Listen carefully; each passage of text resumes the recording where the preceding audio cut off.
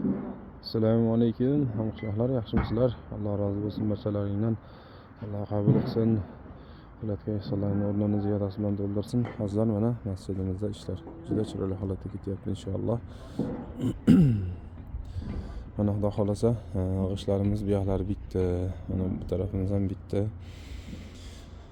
Ashida 3 qator g'ishtimiz qoldi xolos. Xudo xohlasa bu xonaqomizda g'ishtli ishimiz tugadi inshaalloh. Alloh rozi bo'lsin barchalaringdan. Mana hozir karkazlari ham boshlandi. Xudo xolasa bugun abitdan keyin karkazni to'qib bo'lishib, kolonnalarni apalab yoqilish boshlanadi. Xudo xolasa duo deb turasizlar. Xudo xolasa kelayotgan shu bozor kuniga niyat qilib turibmiz. Katta hashar qilib shu monolitini, kolonnalarni hammasini qo'yishga harakat qilamiz. Alloh rozi bo'lsin barchalaringdan. Mana hozir karkazlar ham bityapti. Hozir uzun asqa tashalsa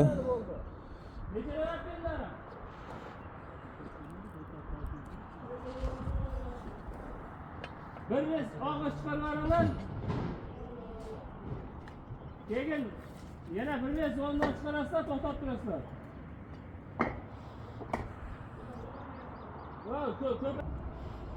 mana bu yoqlarimiz bitdi.